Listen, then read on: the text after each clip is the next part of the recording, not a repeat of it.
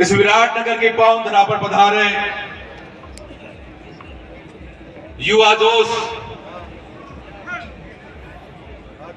भारत के गौरव और राजस्थान वासियों के जन जन के लाडले आदरणीय सचिन पायलट साहब का हृदय की गहराई से स्वागत करते हैं, नमन करते हैं और आपसे हाथ जोड़कर रिक्वेस्ट करता हूं कि एक बार जोरदार तालियों में गड़गड़ा सबका स्वागत करें।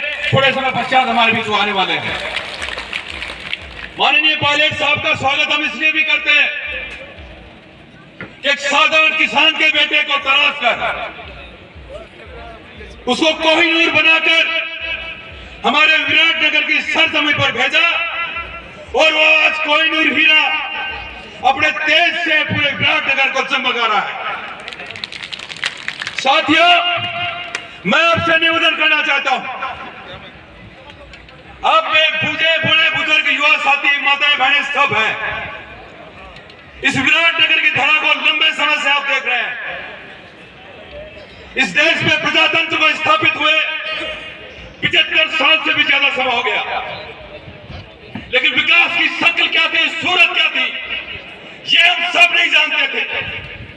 मैं आपसे निवेदन करना चाहता हूं, इस बात को आपने भली भांति पहचाना होगा, जाना होगा कि जहां से 5 साल पहले जब आदरणीय इंदिरा जी गुजर ने इस विधानसभा क्षेत्र को अपनाया था, आपने अपना वोट देकर, समर्थन देकर उनको राजस्थान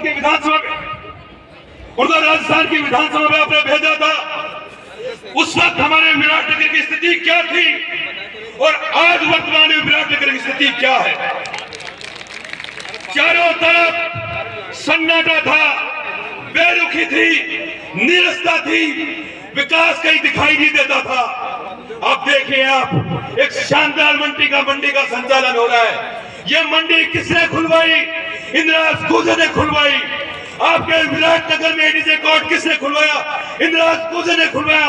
ये सड़कों का जाल किसने बनवाया? इंदिरा गुजर ने बनाया। आपके विराटनगर के अंदर डिप्टी ऑफिस किसने खुलवाया? इंदिरा गुजर ने खुलवाया। आपके विराटनगर में कॉलेज किसने खुलवाया? इंदिरा गुजर ने खुलवाया। पावटा में नगर पालिका किसने खुलवाई? इंदिरा गुजर ने खुलवाई। पावटा में कॉलेज किसने खुलवाया? इंदिरा गुजर ने खुलवाया। तहसील किसने खुलवाई? उपखंड कार्यालय किसने खुलवाया? तमाम विकास के कार्य इंदिरा गुजर ने किए। तमाम 5 सालों में तमाम विकास के जो रिकॉर्ड थे उनको ध्वस्त किया। साथियों, इंदिरा गुजर को जो करना था वो कर दिया। अब जरूरत है आप और हम सबको करने की।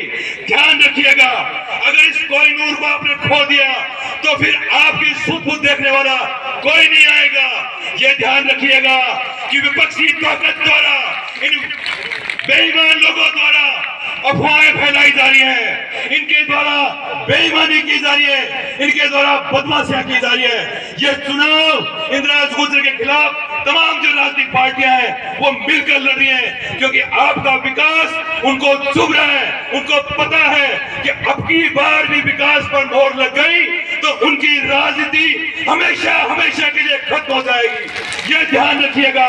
मैं आपसे निवेदन करना चाहता हूं कि 4 तारीख को भारतीय जनता पार्टी का कैंडिडेट जो नॉमिनेशन फाइल करता है, बिना किसी भीड़ के करता है, अकेला करता है, और एएसपी का जो प्रत्याशी है वो वहां की भीड़ को लेकर नॉमिनेशन फाइल करता है। फिर 6 तारीख को भारतीय जनता पार्टी का व्यक्ति यहाँ आकर भीड़ दिखाता है, क्योंकि जो 4 तारीख को भीड़ आने वाली थी वो 6 तारीख को जो भीड़ आने वाली थी वो एएसपी के कैंडिडेट के पास आ चुकी थी। फिर आपने कल 3-4 दिन पहले आपने रैली को देखा होगा कि वहां जो पुष्कर धामी आते हैं वो 12 बजे आते हैं, वो भीड़ 12 बजे पावडा रहती है, और फिर 3:30 बजे या एएसपी के पदाधिकारी आते हैं, वही भीड़ या विराटनगर आ जाती है। इस षड्यंत्र को आपको समझना होगा। साथियों, आपने यह भी देखा होगा कि बेवजह की अफवाह उड़ाई जा रही है। 27 में तो कोई वोट नहीं है। मैं कहता हूं 27 की जितनी भी पंचायतें हैं उन्होंने विकास को महसूस कर लिया है, उन्होंने अमन चैन शांति का चयन कर लिया है। आने वाले चुनाव में 27 की तमाम ग्राम पंचायतों से माननीय इंदिरा गुजर को बढ़त मिलेगी और रिकॉर्डेड मतों से जीत कर आएंगे। आप अपने महर कुंडले को संभाल लेना। वहां महर कुंडले की अफवाह उड़ाई जाती है, विराटनगर में और कुछ बोला जाता है। इन षड्यंत्रों को आपको समझना होगा। फिर मैं आपसे बात से निवेदन ये कहना चाहता हूं कि साथियों, इंदिरा गुजर को जो करना था वो कर दिया।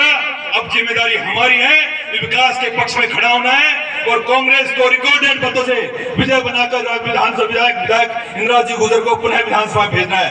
मैं आपको कोट करते हुए, क्योंकि ये जो दौर है ये राजस्थान की विधानसभा का चुनाव है,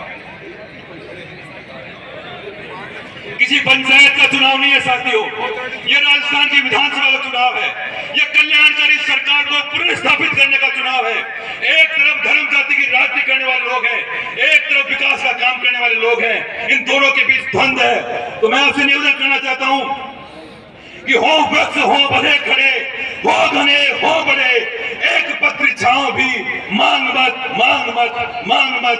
अग्निपथ अग्निपथ अग्निपथ, ध्यान रखिएगा साथियों, ये बहुत बड़ा रण है, ये कोई सामान्य रण नहीं है, ये आप और हमारे बच्चों के भविष्य को बेहतरीन बनाने का रण है। अगर इसमें चूक कर गए तो फिर आने वाली पीढ़ियां हम सबको माफ नहीं करेंगी।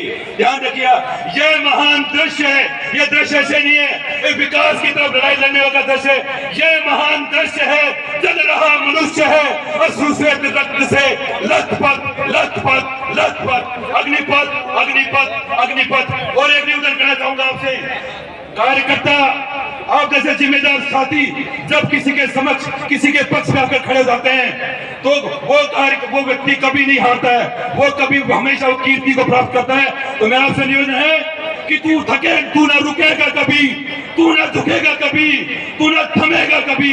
कर शपथ कर शपथ कर शपथ, अग्निपथ अग्निपथ अग्निपथ। जय हिंद, जय भारत।